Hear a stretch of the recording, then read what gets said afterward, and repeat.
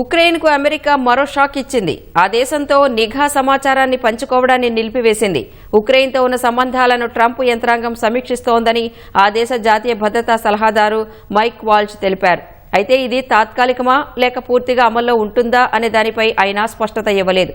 రష్యాతో పోరులో కీలకమైన నిఘా సమాచారాన్ని అమెరికా చేరవేయకుంటే ఉక్రెయిన్కు భారీ నష్టం తప్పదని నిపుణులంటున్నారు.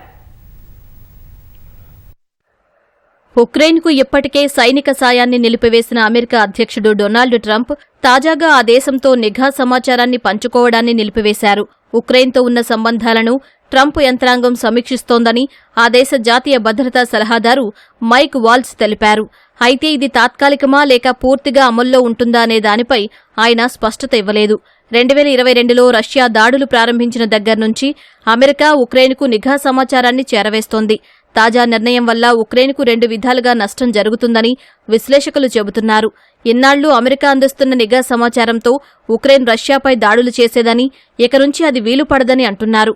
రష్యా దాడుల గురించి ముందస్తు హెచ్చరికలు కూడా ఇక ఉక్రెయిన్కు అందవని నిపుణులు చెబుతున్నారు. అమెరికా నిఘా ఉపగ్రహాలు రష్యా సేనలకు చెందిన కదలికలను గుర్తించి ఉక్రెయిన్కు అందించేవని, తద్వారా భారీ దాడుల నుంచి వారు తప్పించుకునేవారని తెలిపారు.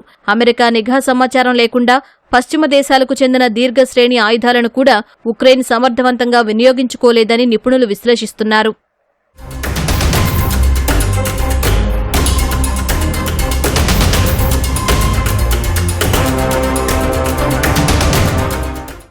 అమెరికా అందించే రియల్ టైం సమాచారం కూడా ఉక్రెయిన్కు లాభం చేకూర్చేది.